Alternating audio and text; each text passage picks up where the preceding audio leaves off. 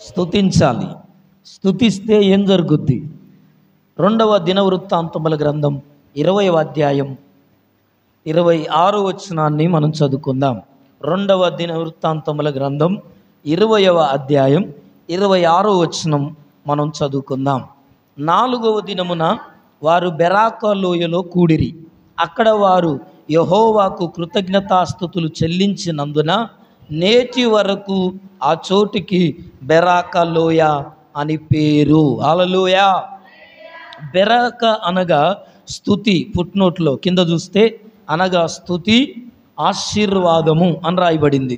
ప్రభునందు ప్రియమైన దేవుని బిడ్డలారా, ఇదిగో యెహోషాపాతు రాజుగా ఉన్న కాలంలో అమ్మోనీయులు, మోయాబీయులు, ఇంకెవరట, ఇదిగో ఆ షేయిరు మాన్యవాసులు, ఈ ముగ్గురు కలిసి యెహోషాపాతు రాజు మీదకి యుద్ధానికి వచ్చారు. నా మాటలు వినాలి, నేను త్వరగా ముగిస్తాను. ప్రభునందు ప్రియులారా, యెహోషాపాతు యూదా రాజుగా ఉన్నాడు. ఈయన రాజుగా ఏలుబడి చేస్తున్న సమయంలో ఎవరెవరట? అమ్మోనీయులు, మోయాబీయులు, ఇంకెవరు? షేయిరు మాన్యవాసులు యుద్ధం చేయడానికి యెహోషాపాతు రాజు మీదకి వచ్చారు. అంటే ఇశ్రాయేలు యూదా రాజు మీదకి వచ్చారు. యుద్ధానికి వచ్చినప్పుడు దేవుడు ఏమంటున్నాడంటే యెహోషాపాతుతో, యెహోషాపాతు దేవుని సన్నిధికి వెళ్ళి ప్రార్థన చేస్తున్నాడు. 12వ వచనములు చూస్తే, మా దేవా, నీవు వారికి తీర్పు తీర్చవా? మా మీదికి వచ్చు ఈ గొప్ప సైన్యముతో యుద్ధము చేయుటకు మాకు, ఇదిగో ఈ పరిస్థితిని నేను గెలవడానికి, ఈ యుద్ధాన్ని నేను గెలవడానికి, ఆ ముగ్గురు రాజులతో ఆ జనముతో గెలవడానికి నాకు శక్తి చాలదయ్యా, నాకున్న సైన్యం సరిపోదు, నేను యుద్ధములో వాళ్ళతో నిలబడలేను, పోటీ పడలేను. ఎందుకంటే మా వాళ్ళందరూ బలహీనంగా ఉన్నారు, అనారోగ్యంతో ఉన్నారు, లేదా ఇంకేదో కారణం కావచ్చు, పోటీ పడలేము అయ్యా, మేము గెలవలేకపోయేమో, మాకంత శక్తి చాలదు, ఏమీ చేయుటకును మాకు తోచట్లా. చూడండి, ఏం చేయాలో తోచట్లేదట. ఈ యెహోషాపాతు దేవునికి ప్రార్థన చేస్తున్నాడు. ఏమని? అయ్యా, నీవే మాకు దిక్కని. చూసారా, యుద్ధములో ఎవరు దిక్కట? ఎవరికి? రాజుకు. రాజుకు ఎవరు దిక్కు? నీకెవరు దిక్కు? అబద్ధాలు అడద్దు. క్రైస్తవులు అన్నీ అంటారు కానీ ఏది ప్రాక్టికల్ చేయరటండి. వింటున్నారు? 99% అబద్ధాలు మాట్లాడతారట. ఇప్పుడు అంటున్నారు దేవుడే దిక్కు అంట. మరి కష్టం వచ్చినప్పుడు దేవుడు దిక్కు అనుకుంటావా? అనుకోవాలి. అదే కదా మరి.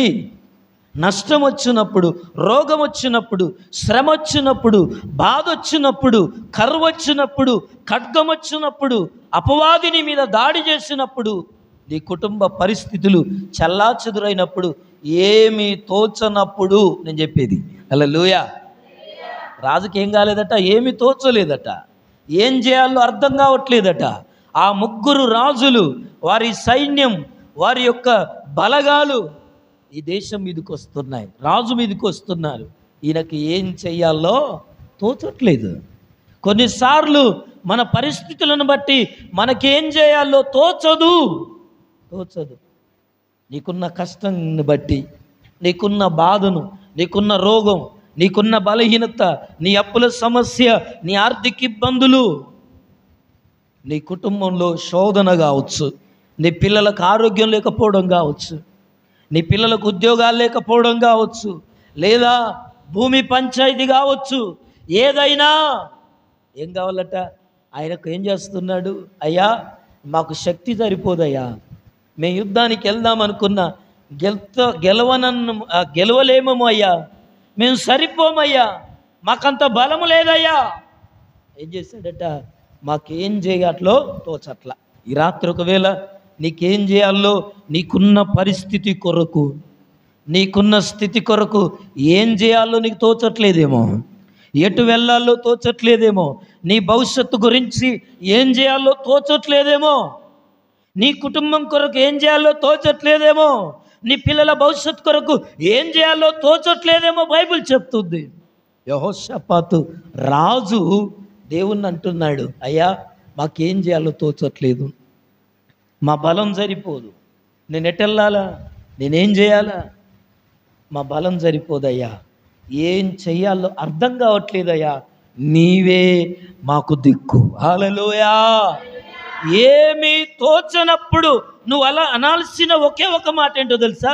దేవా, నీవే నాకు దిక్కయ్యా, నీవే నాకు దిక్కు ప్రభువా, నువ్వే అని చెప్పాలా, ప్రభువుని అనాలా. తప్పేముంది? ఎవరెవరినో దిక్కట్టున్నాం కదా, ఇన్ని రోజులు ఎవరెవరినో దిక్కు చేసుకున్నాం. ఆయన వల్ల, ఆమె వల్ల, ఆయన ఉండబట్టే, ఈమె ఉండబట్టే, వాళ్ళు చేయబట్టే మాకు ఎప్పుడు చూసినా మా కష్టానికి ఆదుకుంటూ లేవాలంటే ఫలానోళ్ళు నీ జీవితంలో, నీ హిస్టరీలో దేవుడు ఏం కోరుకుంటాడో తెలుసా? నీకేది వచ్చినా నేనున్నాను, దేవా నీవు ఉన్నావు అనేవాళ్ళు కావాలి దేవునికి. హల్లెలూయా. రాజు ఏంటి, బలగం ఏంటి, బంధువర్గం ఏంటి, రాజు ఉండి అమ్మా దేవుని మీద ఎవరు ఆధారపడతారంటదో తెలుసా? ఈ లోకం తెలివి తక్కువ వాళ్ళు అంటారు. ఏ విషయానికైనా దేవుని మీద ఆధారపడే వాళ్ళను ఈ లోకం ఏమంటుందంటే తెలివి తక్కువ వాళ్ళు అంటారు. నిజం నేను చెప్తున్నా. కానీ ఈ యెహోషాపాతు రాజు, అయ్యా నువ్వే మాకు దిక్కు ప్రభు అని ప్రార్థన చేస్తేనట ప్రభునందు ప్రియులారా, దేవుడు మాట్లాడుతున్నాడు యెహోషాపాతు రాజుతో. ఇదిగో 17వ వచనంలో, ఈ యుద్ధములో మీరు పోట్లాడాల్సిన నిమిత్తము లేదు. హల్లెలూయా. దేవునికి యథార్థంగా ప్రార్థన చేస్తే నీ సిచ్యువేషన్ ఏంటో, నీ పరిస్థితి ఏంటో, నువ్వు ఎలాగున్నావో ఉన్నది ఉన్నట్టు చెప్తే, ఎవరికమ్మా? ఇంటి పక్కలకి కాదు, నిన్ను నిందించేటోళ్ళకి కాదు, నిన్ను అవమానపరిచేటోళ్ళకి కాదు, నిన్ను చూసి నవ్వేటోళ్ళకి కాదు. నువ్వు కష్టంలో ఉన్నావంటే పక్కకు పోయి నవ్వేటోళ్ళకి కాదు నువ్వు చెప్పాల్సింది. దేవునికి యథార్థంగా నీకున్న పరిస్థితి ఏదో చెప్పుకుంటే దేవుడు అంటున్నాడు యెహోషాపాతు రాజుతో, ఈ యుద్ధములో నువ్వు పోట్లాడాల్సిన పని లేదు. హల్లెలూయా. రాజా యెహోషాపాతు, నువ్వు పోట్లాడాల్సిన పనే లేదు, నువ్వు యుద్ధానికే పోవు. దేవుడు చూడండి ఎంత ధైర్యం. దేవుడు మాట్లాడితే ఎలాగుంటుందో తెలుసా? నువ్వు అడిగి పోవాల్సిన అవసరం లేదు, నీకు హాస్పిటలే అవసరం లేదు. హల్లెలూయా. ఆమేన్ అనరే. యెహోషాపాతు అంటున్నాడు, యెహోషాపాతుతో దేవుడు అంటున్నాడు, నువ్వు అసలు ఏం చేయవు, నువ్వు యుద్ధములో పోట్లాడాల్సిన పని లేదు. మరి నీకు హాస్పిటల్ పోవాల్సిన పని ఉంటుందా? దేవా నాకు ఈ ఫలానా ప్రాబ్లం ఉంది, ఫలానా కష్టం ఉందయ్యా, ఫలానా సమస్య ఉందయ్యా నా శరీరంలో అని దేవునికి యథార్థంగా దేవుని ఎదుట నువ్వే దిక్కయ్యా, నువ్వే నా బతుకును బాగు చేయాలా, నువ్వే నన్ను స్వస్థపరచాలా, నువ్వే నన్ను విడిపించాలా, నేను ఎవరి దగ్గరికి పోను ప్రభా, నాకు డాక్టర్లు దెవ్వలొద్దు, నువ్వే బాగు చేయి అని ఆధారపడగలిగితే ఏమంటున్నాడు తెలుసా? యుద్ధంలో మీరు పోట్లాడాల్సిన నిమిత్తం లేదు. యూదా వారలారా, యెరూషలేము వారలారా, మీరు యుద్ధ పంక్తులు తీర్చి నిలవబడుడి, మీతో కూడనున్న యెహోవా దయచేయు రక్షణను మీరు చూచెదరు. హల్లెలూయా. దేవుడు చేసే కార్యమేంటో యూదా వారలారా, ఇశ్రాయేలు వారలారా మీరు చూస్తారు. మీరు వెళ్ళి ఊరికనే నిలబడండి, అక్కడ యుద్ధ పంక్తులు తీర్చి ఏం చేయాలట? నిలబడండి. మీరున్న చోటు నుండండి, ప్రార్థన చేసి కూర్చో, ప్రార్థన చేసి ఇంట్లో ఉండు. స్వస్థత నా దేవుడు నీకు ఇస్తాడు, విడుదల దేవుడిస్తాడు, ఆరోగ్యం దేవుడిస్తాడు, దేవుడిచ్చే రక్షణను నువ్వు కన్నులారా చూస్తావు. దేవుడు అంటున్నాడు, దేవుని వాక్యం చెప్తున్నది. చూడండి ప్రభునందు ప్రియులారా, ఇదిగో దేవుడు యెహోవా దయచే రక్షణను మీరు ఆయన చెయ్యబోయే కార్యాన్ని చూస్తారు, ఆయన విడిపించే స్థితిని చూస్తారు, ఆయన రక్షించే స్థితిని చూస్తారు. నీ కష్టాన్ని, నీ బాధను దేవునితో యథార్థమైన మనసుతో, స్వచ్ఛమైన మనసుతో, దేవా నా పరిస్థితిని నువ్వే విడిపించాలి. ఎవరెవరు గుర్తుకు రావద్దు నీకు. వాళ్ళ దగ్గరికి పోతే, వీళ్ళ దగ్గరికి పోతే, వీళ్ళందరూ ఉన్నారు కానీ ప్రభా వాళ్ళ వల్ల అవుతుందో కాదో, నువ్వు చేయి అంటే కుదరదు ఆయన దగ్గర. అట్లా అంటే ఒప్పుకోడు. వాళ్ళందరూ చెప్పినా కానీ ప్రభా వాళ్ళందరితో నువ్వే చేయించాలా, వాళ్ళందరూ చెప్పినాక నాకెందుకు అనుకుంటాడు. హల్లెలూయా. యెహోషాపాతు అట్లా చేయలా, నువ్వే దిక్కు. ఎంత స్వచ్ఛమైన మాట, ఎంత యథార్థమైన మాట ప్రభునందు ప్రియులారా. ఆ మాటకు దేవుడు అంటున్నాడు, ఇదిగో మీరు రేపు వారి మీదికి పోవుడు, యెహోవా మీతో కూడా ఉండును. అప్పుడు యెహోషాపాతు సాష్టాంగపడి నమస్కారం చేసెను. ఇక జరిగింది ఏంటంటే, ప్రభునందు ప్రియమైన దేవుని బిడ్డలారా, 21వ వచనంలో చూస్తే, మరియు అతడు జనులకు హెచ్చరిక చేసిన తర్వాత యెహోవాను స్తుతించుటకును గాయకులను ఏర్పరిచి వారు పరిశుద్ధ అలంకారములు ధరించి సైన్యము ముందర నడుచుచు యెహోవా కృప నిరంతరముండును, ఆయనను స్తుతించుడి అని స్తోత్రము చేయుటకు వారిని నియమించెను. వారు పాడుటకును స్తుతించుటకును మొదలు పెట్టగా యెహోవా యూదా వారి మీదికి వచ్చిన అమ్మోనీయులను, మోయాబీయులను, శేయీరు మాన్య వాసుల మీదను మాటుగాండ్రను పెట్టెను గనుక వారు హతులైరి. హల్లెలూయా, హల్లెలూయా, ప్రైజ్ ది లార్డ్. ఇప్పుడు యుద్ధం చేయాల్సిన పని లేదు. మీరు దేవుణ్ణి నమ్ముకున్నాక యుద్ధాలకు పోవద్దు. దేనికి పోద్దమ్మా? కళ్యాలకు పోవద్దు, పోటీకి పోవద్దు. మాటకు మాట అనరే అంటారు. అయింది మీరు అనొద్దు. హల్లెలూయా. మాటకు మాట అనొద్దు. ధర్మశాస్త్రంలో ఉంది, కంటికి కన్ను పంటికి పన్ను చెల్లించాలట. కొట్టినని కొట్టాల, తిట్టినని తిట్టాల. ఇది ధర్మశాస్త్రం రూల్. కానీ ప్రభు అయిన యేసుక్రీస్తు వచ్చిన తర్వాత నేను మీతో చెప్పున్నదేమనగా, మీ శత్రువులను మీరు ప్రేమించుడి. హల్లెలూయా. మిమ్ములను హింసించు వారి కొరకు ప్రార్థన చేయుడి. ఎందుకో తెలుసా? పగ తీర్చుట నా పని అన్నాడు. హల్లెలూయా. నేనే పగ తీర్చుకుంటానన్నాడు. ప్రభునందు ప్రియమైన దేవుని బిడ్డలారా, అప్పుడు ఇశ్రాయేలులు, యూదా వారులందరూ ఏం చేస్తున్నారంటే పాటలు పాడుతున్నారట, స్తుతిస్తున్నారట. ఇదిగో దేవుని నామాన్ని ఆరాధన చేస్తుండగనట, ఇదిగో ఇదిగో ఇశ్రాయేలు ప్రజల మీదకి, యూదా మీదకి వచ్చిన మోయాబీయులను, అమ్మోనీయులను, శేయీరు మాన్యవాసుల వాళ్ళందరి మీదకి దేవుడు ఏం చేశాడో తెలుసా? మాటుగాండ్రను పెట్టాడట. వాళ్ళు ఏం చేస్తున్నారో తెలుసా? కింద వచనాలు చూస్తే వాళ్ళకు వాళ్ళే పొడుచుకుని చనిపోయారట. హల్లెలూయా, హల్లెలూయా. మీరు యుద్ధం చేయాల్సిన పని లేదు అన్నాడా లేదా? అన్నాడు. నువ్వు పోరాడాల్సిన పని లేదు, నువ్వు యుద్ధంకి వెళ్ళాల్సిన పని లేదు, నువ్వు కత్తి పట్టాల్సిన పని లేదు. ప్రభునందు ప్రియులారా, తిట్టిన వాళ్ళని తిట్టాల్సిన పని లేదు, అన్నారని మనసులో పెట్టుకోవాల్సిన పని లేదు. ప్రార్థన చేస్తే లాదు. ఎవరన్నా తిడితేనట్టు ఏం చేయాలో తెలుసా? ఆ తిట్టినప్పుడు ఆ బాధ పోను ఏడ్చి, ప్రభా పలానోళ్ళు ఇట్లా అన్నారు ప్రభా అని కడుపు ఏమంటాం తనివి తీర ఏడ్చి, ఎంత బాధ ఉందో అంత ఏడ్చడం మర్చిపోవాలట. హల్లెలూయా. నిజం చెప్తున్నా, ప్రాక్టికల్ చేయండి, చూడండి. ఎవరన్నా తిడితే ఏం చేయాలట? మనసు పూర్తిగా వాళ్ళన్న బాధలు మాటలన్నీ గుర్తు చేసుకుని ఏడ్చి వదిలేయాలట. వదిలేస్తే ఏమవుతుందో తెలుసా? నీ ప్రార్థన, నీ ఏడుపు వాళ్ళ కురిగా మారుద్ది. హల్లెలూయా, హల్లెలూయా. చాలామన్నా చెప్పాడు, ఎంతమంది విన్నారో నాకు తెలియదు కానీ, ఎవరన్నా క్రైస్తవుడిగా దేవుని నమ్ముకున్న బిడ్డగా నీ జోలికి వస్తేనట ఏం జరుగుతుందో తెలుసా? అనవసరంగా నీతో పెట్టుకున్నోడు ఏమవుతాడో తెలుసా? నీ మీదకి దీవెన తీసుకొస్తాడట. వాడేమో శాపాన్ని పొంది నీ మీదకి దీవెన తీసుకొస్తాడట. నీతో పెట్టుకొని వాడు ఎప్పుడు బాగుపడాడు. కానీ ప్రభునందు ప్రియులారా, వాడన్న మాటలు కట నువ్వు ఇంకా దేవుళ్ళు బలపడతావట, దేవునికి దగ్గర అవుతావట. హల్లెలూయా కదా. ఇలాంటి మాటలు విన్నాం మనం. ఎందుకు ఈ మాటలు జ్ఞాపకం చేస్తున్నానంటే, ఏడ్చి ఊకుంటే ఏదో ఒక రోజు నిన్న అన్న మాటలను దేవుడు ఆ వ్యక్తికి గుర్తు చేశాట, తన తప్పును తాను తెలుసుకుంటట్టు చేస్తాడు. ఇక నువ్వే పగ తీర్చుకుంటే దేవుడు ఏం చేయలేడు. పెట్టుకోమని చెప్పు, ఏం చేస్తాడు? ఊకుంటాడు. అప్పుడు నువ్వు నలుగుట్ల పడాలా, పెద్ద మనసులో పడాల్సి వస్తుంది. హల్లెలూయా. అప్పుడు నీ పంచాయతీ నువ్వే తీర్చుకోవాల్సి వస్తుంది. ఇంకోళ్ళు చెప్పరు నీకు, ఇంకోళ్ళు సాయం చేయరు. అప్పుడు అంటారు కదా, అయ్యో దేవుని బిడ్డేమో గట్ల మాట్లాడుతుంది అనే కాడికి వస్తుంది. అందుకే గుర్తుపెట్టుకో, ఎవరు తిట్టినా, ఎవరికి వచ్చినా, ఎవరు అవమానపరిచినా ఏం చేయాలా? ఏడవాలా? ప్రార్థన చేయాలా? ఏం చేయాలా? మర్చిపోవాలా. కడుపులో పెట్టుకోవద్దు, మరి విషం అవుతుంది. గుర్తుపెట్టుకోదు, కడుపులో పెట్టుకుంటే విషం అవుతుంది. మర్చిపోవాలి. దేవుని బిడ్డలం మర్చిపోవాలి. మర్చిపోవడం మంచిది.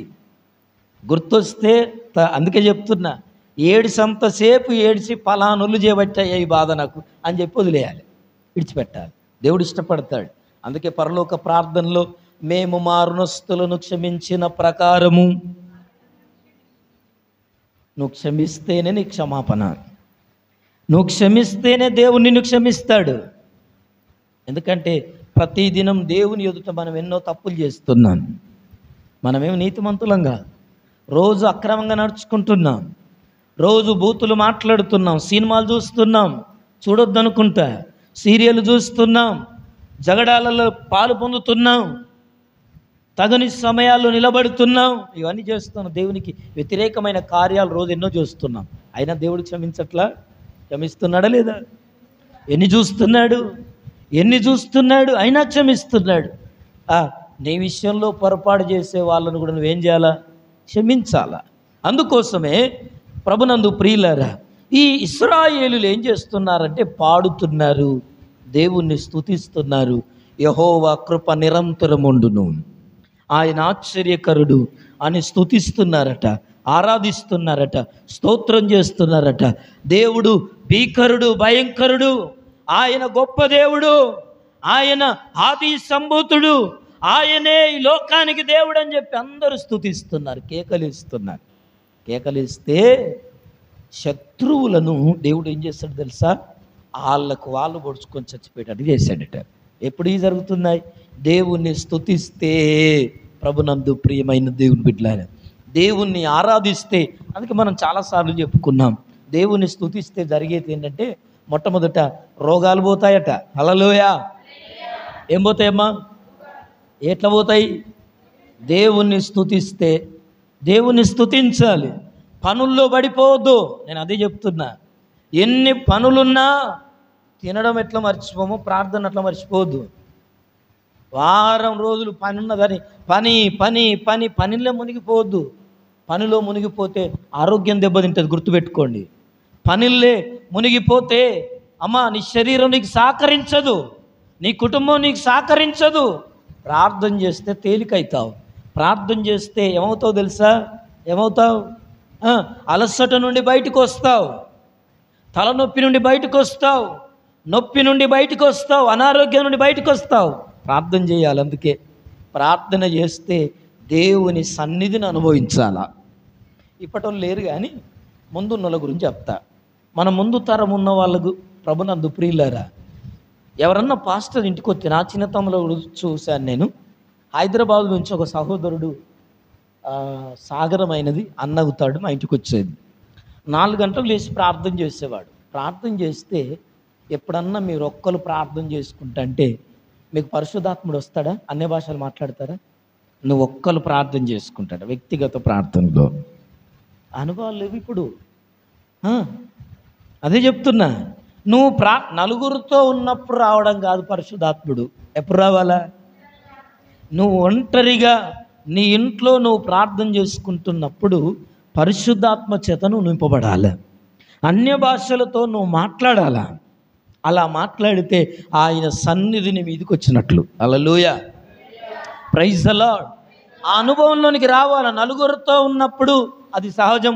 ఎందుకంటే 2-3 ఏకీభవించిన చోట ఆయన దిగి వస్తానన్నాడు కాబట్టి నలుగురిలో నారాయణ వస్తాడు, నతనీయేల్.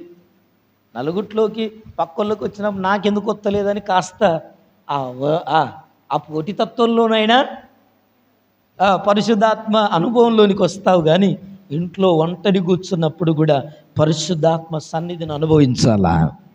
రోమాలు నిక్కబడవాలా, నడుస్తాయా? ప్రార్థన చేస్తే ఆయన సన్నిధి తాకితే షవరింగ్ వస్తుంది. హల్లెలూయా, హల్లెలూయా, ప్రైజ్ ది లార్డ్. నిద్రపోయిన వాళ్ళు మేలుకుంటారు. అది ఆయన సన్నిధి అంటే. నిద్ర మబ్బు పోతుంది, అప్పటిదాకా నిద్ర వచ్చిందంతా తప్పునే ఎగిరిపోతుంది. ఆయన సన్నిధి అంటే అది. అప్పటిదాకా నొప్పిపోతుంది, దేవుని ఆత్మ నీ మీదకి వస్తే, దేవుని సన్నిధి నిన్ను తాకితే. అందుకే స్తుతించడంలోనే దేవుని సన్నిధి ఉన్నది. హల్లెలూయా. దేవుని సన్నిధిని మీదకి రావాలంటే ఏం చేయాలా? స్తుతించాలి. దేవుణ్ణి స్తుతిస్తేనట రోగాలు పోతాయి. మొట్టమొదటిగా లూకా సువార్త 17వ అధ్యాయం 16వ వచనంలో అతడు స్వస్థత పొంది ఏం చేస్తున్నాడో తెలుసా? దేవునికి కృతజ్ఞతాస్తుతులు చెల్లించుచు ఆయన యుద్ధకు తిరిగి వచ్చాడు. నేను ఈ వారంలో చెప్తున్న సందర్భాలే అవి. 10 మంది కుష్ఠరోగులు బాగుపడ్డారు. యేసు ప్రభు దగ్గరికి వచ్చారు. అయ్యా, మమ్మల్ని కనికరించు, బాగు చేయి, మా రోగాలను విడిపించని ప్రార్థన చేస్తే, మీరు వెళ్ళి మీ మందిరానికి వెళ్ళండి, మీ యాజకుని కనపరచుకోమంటే అందరు వెళ్ళిపోయారు. వెళ్ళిపోయిన అందరిలో అందరూ బాగుపడ్డారు. ఒక్కడు మాత్రం తిరిగి వచ్చాడు. ఆ ఒక్కడే ఏం చేస్తున్నాడట? దేవునికి కృతజ్ఞతాస్తుతులు చెల్లిస్తున్నాడు. తిరిగి వచ్చి సాక్ష్యం చెప్తున్నాడు. అయ్యా, నేను బాగుపడ్డానయ్యా, నేను విడిపించబడ్డానయ్యా అని చెప్పి సాక్ష్యం చెప్తున్నాడు. అంటే దేవుణ్ణి స్తుతిస్తే ఏం జరుగుతున్నాయి? రోగాలు పోతాయి. హల్లెలూయా. అనారోగ్యాలు పోతాయి. దేవుణ్ణి స్తుతించాలా? దేవుణ్ణి స్తుతించాలా? ఎట్లా స్తుతించాలి? ఎంత మట్టుకు స్తుతించాలి? మొన్న ఈ వారంలో కూడా ఒక వీడియో చూస్తున్నప్పుడు ఒక సేవకుడు చెప్తున్నాడు, కొన్నిసార్లు ప్రార్థన చేసినా కూడా మనకున్న శ్రమ పోతలేదు అంటే నీ ప్రార్థన సరిపోతలేదు అన్నాడు. హల్లెలూయా. నీకున్న శ్రమ పోతలేదు అంటే దానికి అర్థం ఏంటట? నీ ప్రార్థన సరిపోతలేదు. కనుక నీ ప్రార్థన డోస్ ఏం చేయాలంటే పెంచాలా? పారాసిటమాల్ ఇస్తాడు 500, ఏమంటారు 500 mg. జ్వరం బాగున్నదంటే 3 పూటలు వేసుకోమని పారాసిటమాల్ ఇస్తాడు 500. 500 mgది. అది 3 పూటలు వేసుకుంటా కానీ జ్వరం తక్కువ కాదు. సార్ 3 రోజుల కాంచి ఈ ట్యాబ్లెట్స్ వేసుకున్నా కానీ తక్కువ అవుతుంది అని మళ్ళీ ఏం చేస్తాడు తెలుసా? డోలో 650 ఇస్తాడు. హల్లెలూయా. డోసు పెంచుతాడు. హల్లెలూయా. నీ శ్రమ తీరాలంటే నువ్వు డోసు పెంచాల్సిందే. హల్లెలూయా. నీ కష్టం పోవాలంటే, నీ శ్రమ నుండి విడుదల పొందాలంటే ప్రభునందు ప్రియులారా, అందుకే మనం దేవుణ్ణి స్తుతిస్తే రోగాలు పోతాయి. మనం దేవుణ్ణి స్తుతిస్తే మనకు అడ్డుగా ఉన్న గోడలు పడిపోతాయట. హల్లెలూయా. హెబ్రీ పత్రిక 11వ అధ్యాయం 30వ వచనంలో ఎరికో గోడలు ఇశ్రాయేలు ప్రజలు, మనకు తెలుసా స్టోరీ అంతా కూడా, ఏం చేశాయట? పేక మేడల్లా కూలిపోయాయి. ఎరికో గోడలు అవి ప్రాకారం. నేను ఇంతకుముందు చెప్పాను కదా, సీసంతో కట్టినవి అవి చాలా 2 బస్సులు బట్టి అంత ఎడలుపుండే ప్రహారీ గోడ అది. ఎరికో పకడ్బందీగా కట్టబడింది.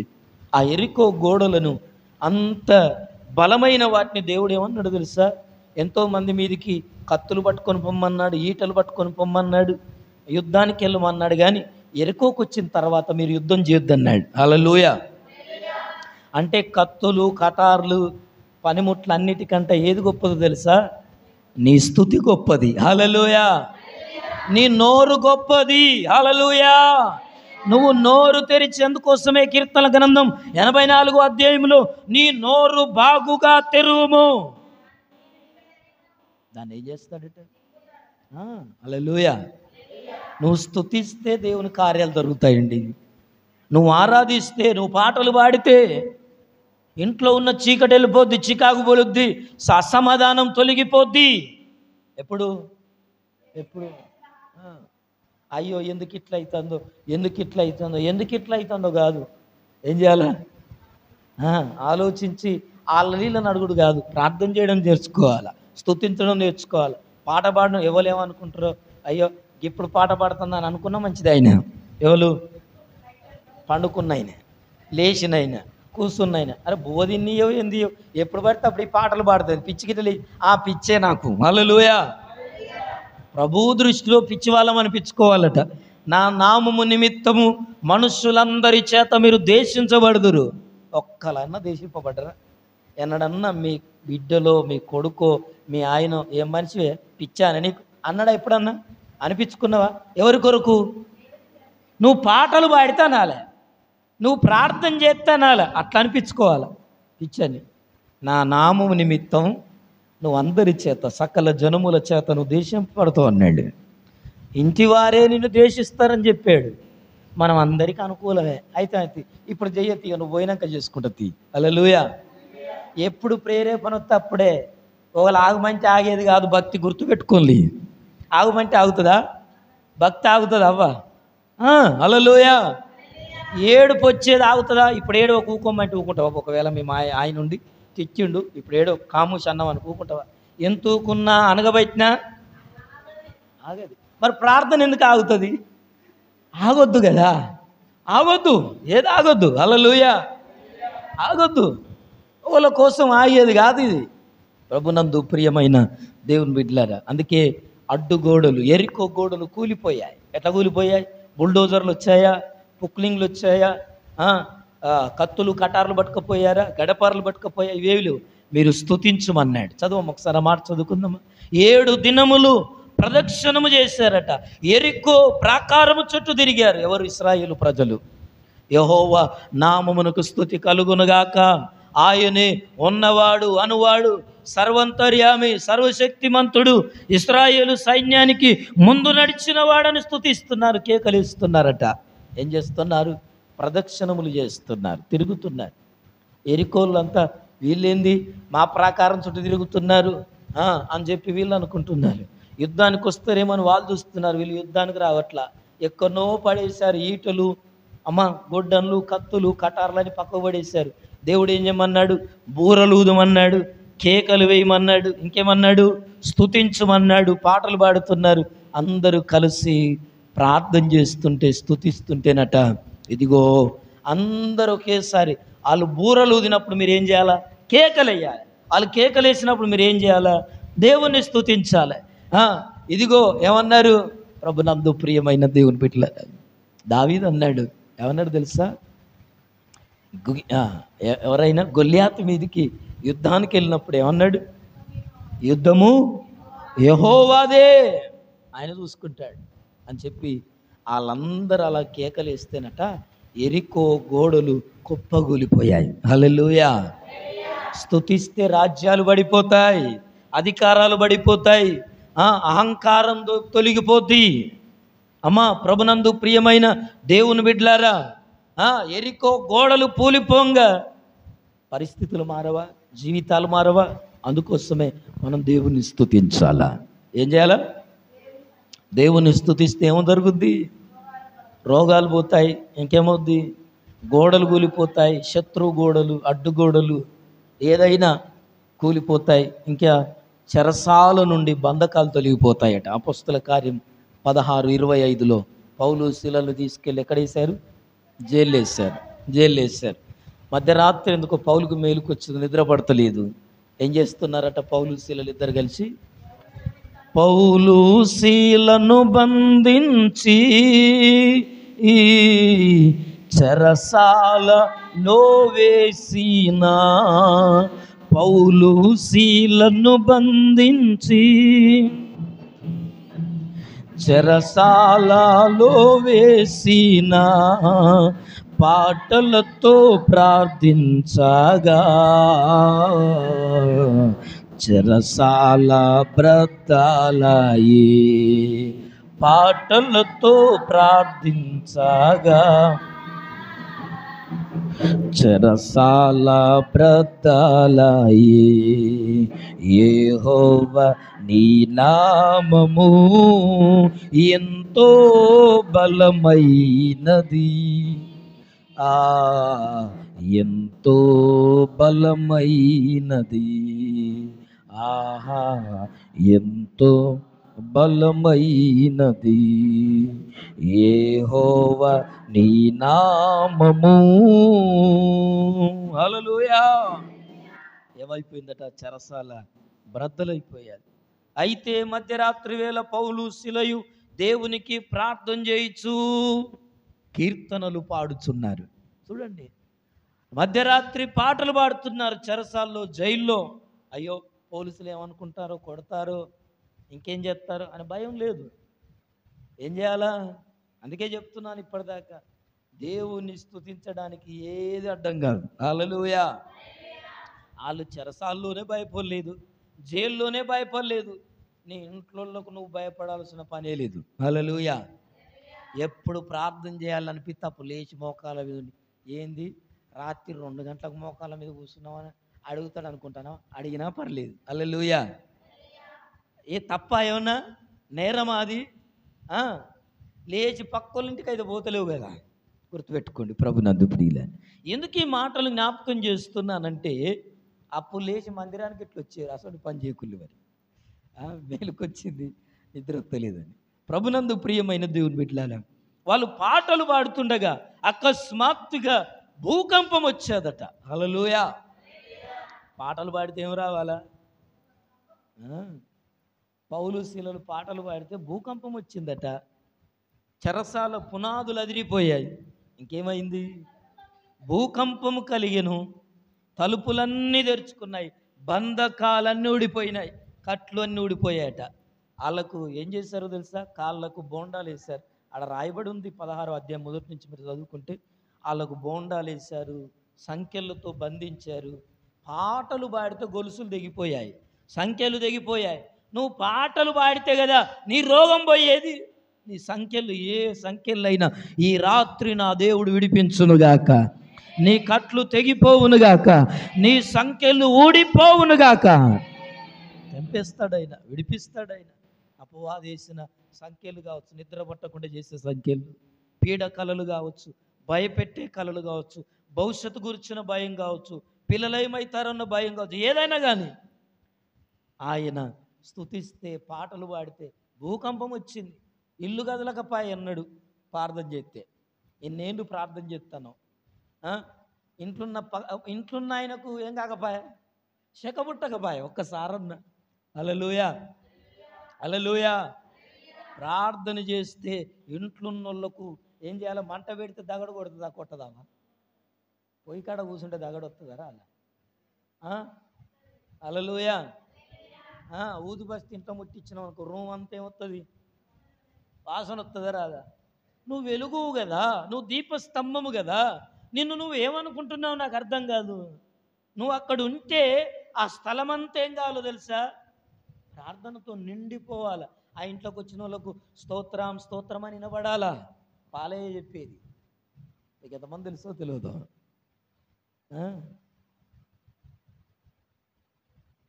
ప్రార్థన చేయమని వస్తేనట అయ్యగారు తన చేయబడి పంపిస్తాడు కదా, ఇట్లా పెడతాడు, పంపిస్తాడు, పోయేదట. ఆమెకు తృప్తిగాకి ఏమనిపించేదట అంటే చెప్పి ఒక తల్లి చేసిందట, అయ్యా మా ఆయనకి ఇట్లా ఆరోగ్యం బాగుంటలేదు, మీద ఏమన్నా పాత అంగి ఉంచి అయ్యా చెప్పిండట. ఆడు పుల్లు తాగుపోతూ చెప్పి తిన్నాడు ఇంటికాడ. అంగియమంటే ఇక సో ఈమె బాధ చూడలేక ఏం చేసిండో ఒక పాత అంగి తీసి ఇచ్చిండట. ఈ అంగి తీసుకుపోయి ఆయనకి స్నానం చేయించి ఈ అంగి ఎత్తే ఈ అంగి అట ఆ తాగుబోతుంతో అంటుందట, ఒరే ప్రార్థన చేయరా అంటుందట. హల్లెలూయా. అంటే మనసు అట్లా అనిపిస్తుందట. స్తుతి అని వినబడుతుందట. అరే నాకు ఈ విధానం తినబడుతుంది ఏందని చెప్పి ఎందుకు ఈ ప్రభునందు అబద్ధాలు చెప్పట్లా, వాళ్ళే చెప్పిన సాక్ష్యం ఇది. నువ్వు ప్రార్థన చేస్తే ఒక్కరికి శక పుట్టదే. జపన్య శాస్త్రిని అడగండి, అర్ధరాత్రి లేచి ప్రార్థన చేశాడు, యూట్యూబ్లో సాక్ష్యం ఉంది. అలా భార్య లేచి ఆయన ఏడుస్తుంటే అప్పుడప్పుడు రాత్రి లేచి కూర్చొని ప్రార్థన చేస్తాడట. ఒకరోజు దేవుడు మాట్లాడాడట. ఆ మాటలు ఆమె విన్నది, లేచి కూర్చొని దేవుడు మాట్లాడుతుంటే. ప్రార్థన చేస్తే ఏదో వస్తానం పోతానంటే మారరవా? మారరు. బైబిల్ పట్టుకుంటే మారరు, ప్రార్థన చేస్తే మారరు. ఊది బస్తి ముచ్చిస్తే రూమ్ అంతా ఎట్లా ఇల్లంతా వాసన వస్తుంది, అట్లా రావాలి మేము. హల్లెలూయా, హల్లెలూయా, హల్లెలూయా. ప్రార్థన చేస్తే చెరసాల అదిరింది, పాటలు పాడితే చెరసాల పునాదులు అదిరిపోయాయి. భూకంపం వచ్చేది, భూకంపం రావాలి, సునామీ రావాలి. ఒకసారి ఇంట్లో సునామీ వస్తే ఇంటాడప్పుడు మోకరిస్తాడుగా. ఈ కాంచి నేను కూడా ప్రార్థన కొత్త పని. సునామీ రాకపోయా ఏం ప్రార్థన, ఏం భక్తి? ఎప్పుడు వంట మీద, ఇంటి మీద, అమ్మ పని మీద గీసో ఇంటి అది ఎక్కడవుతుంది? ఆ కార్యాలు కావు. భూకంపం కలగాల, సునామీలు పుట్టాల, చెరసాల అదిరిపోవాలా, ఇంట్లో ఉన్నోళ్ళ మీద చీకటి తొలగిపోవాలా, అలా తాగుడు మానిపోవాలి, ఒకటే ఆలోచన కలగాల. ప్రార్థన చేస్తే ప్రభునందు ప్రియులారా ఆ భక్తిలోనికి రావాలి మనం. హల్లెలూయా. వీళ్ళు మనుషులు కాదా? పౌలు శీలలు మనుషులు కాదా? వీళ్ళు ప్రార్థన చేస్తే అంత జరుగుతుంది, నువ్వు చేస్తే జరగదా? ఎందుకు జరగదు? మనం చేస్తే జరుగుద్ది. కానీ ఎట్లా జరుగుద్ది? వాళ్ళు ఎట్లా చేసేలో అట్లా చేసినప్పుడు జరుగుద్ది. హల్లెలూయా, హల్లెలూయా. చెరసాల పునాదులు అదిరిపోయాయి, తలుపులన్నీ తెరుచుకున్నాయి, అందరి బంధకములు ఊడిపోయాయి. పిల్లల మీద చదువు రాని తాశీలు పోవాలా ప్రార్థన చేస్తే? అర్థమవుతుందా? సెల్ ఫోన్ పిచ్చి పోవాలా, త్రాగుడు పిచ్చి పోవాలా, రోగం పోవాలా, కాలు నొప్పి పోవాలా. ఎవరు ప్రార్థన చేస్తే ఒక్కరు ప్రార్థన చేస్తే ఇల్లు మొత్తం శుభ్రం కావాలి, ఊడ్చిపడేయాలి. హల్లెలూయా, హల్లెలూయా, హల్లెలూయా. ఈరోజు దేవుణ్ణి మీరు అలాగ స్తుతించుదురుగాక, దేవుణ్ణి అలా ఆరాధించుదురుగాక. హల్లెలూయా. నువ్వు స్తుతిస్తున్నప్పుడు దేవుని కార్యాలు జరుగునుగాక. అలా నేర్చుకోవాలి. చివరికి చెప్తాను, చెరసాల బంధకములు తొలగిపోయాయి. మొదటిది రోగాలు పోతాయి, రెండవది అడ్డుగోడలు కూలిపోతాయి, చెరసాల బంధకాలు ఊడిపోతాయి, నాలుగవదిగా సింహాల నోళ్ళు మూయబడ్డాయి. దానియేలు గ్రంథం 3వ అధ్యాయం 29వ వచనంలో దానియేలును చంపడానికి ఏం చేశారు మనకు తెలుసు ఆ స్టోరీ అంతా. ఆయనను సింహాల బోనులోనికి వేశారు. బోను కాదు, గుహ, క్షమించాలి, సింహాల గుహ. చదవండి ఒకసారి 3:29 మాట చదువుకొని ముగించుకుందాం. కాగా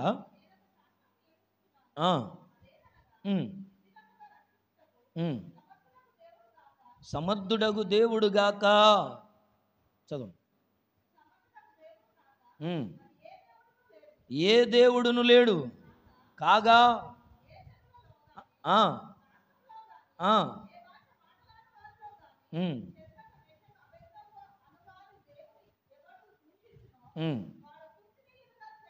హల్లెలూయా. సరే, స్టోర్ అంతా తెలిసింది. అక్కడ రాయబడిన మాటలను జాగ్రత్తగా చదువుకోండి. ఆయన సింహాల గుహలోనికి పంపబడ్డాడు. నేరం మోపారు, ఏ నేరం కనపల్ల ఆయన మీద. అయినా ప్రార్థన చేస్తుంటాడు. ఇది ఒక్కటి చాలు పట్టుకోవడానికి అని చెప్పి ఒక శాసనం తీసుకొచ్చారు.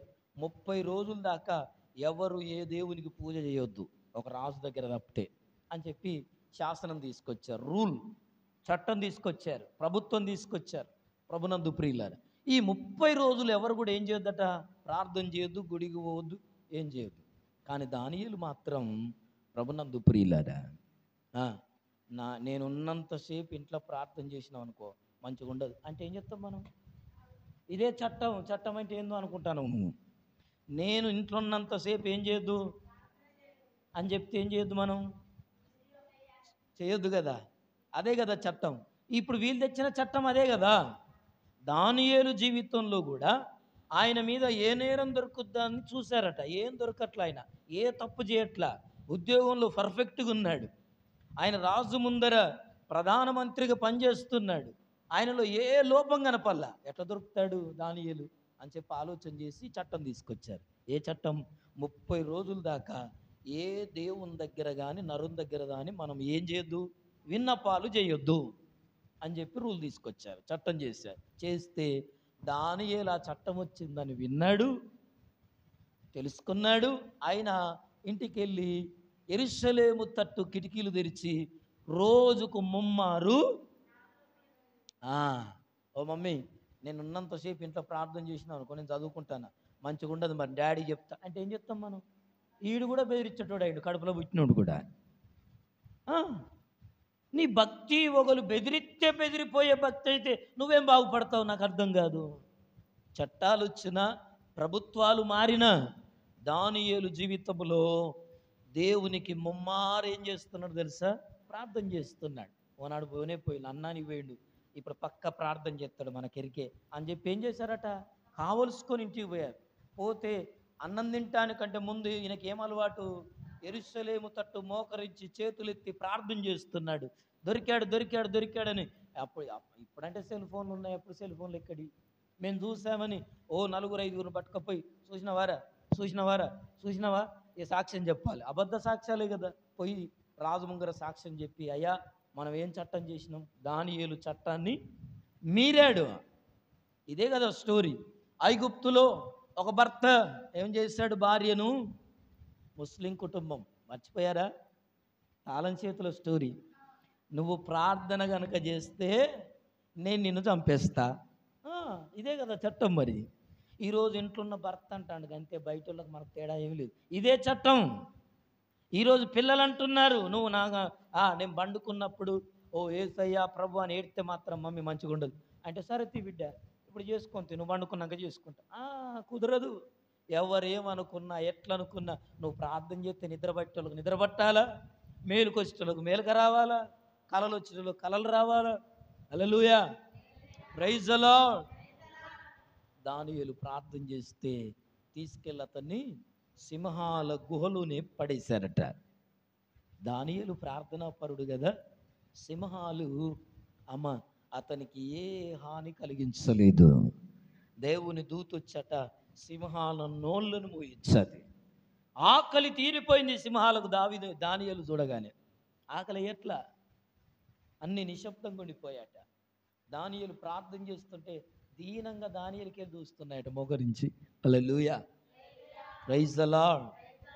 జంతువులే భయపడ్డాయి, సింహాలే ప్రార్థన వీరులకు భయపడ్డాయి. సాధు సింధు సింగర్ గారి గురించి చెప్పాను కదా నేను. ప్రార్థన చేసి సింహానికి కదా ఆయన ముందరికి వస్తే దాంతో ఆడుకొని పంపించాడు. హల్లెలూయా, ప్రైజ్ ది లార్డ్. హల్లెలూయా. ఈరోజు ఏం అన్నోళ్ళు రేపు మంచం మీద పడేటోళ్ళని చూసి భయపడుతున్నావు నువ్వు. ఈరోజు ఏమంటారు, ఆరోగ్యం బాగుంటే ఏం సంగతి అంటారు. రేపు కాస్త దేవుడు ఏదన్నా ఒక ముళ్ళు పెడితే అక్కడ ఉంటారు.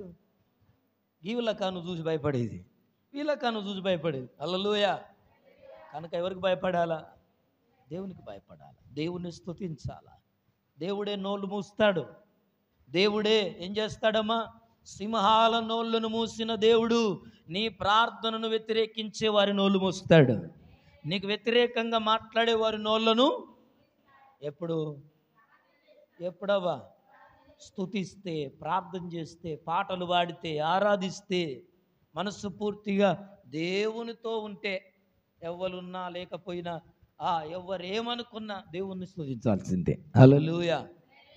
దేవుణ్ణి స్తుతిస్తే ఏం జరిగింది? ఇశ్రాయేలుల జీవితంలో యెహోషాపాతు రాజు కాలములో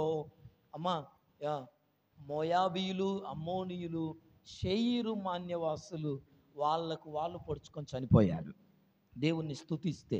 రెండవదిగా రోగాలు వెళ్ళిపోయాయి. మూడవదిగా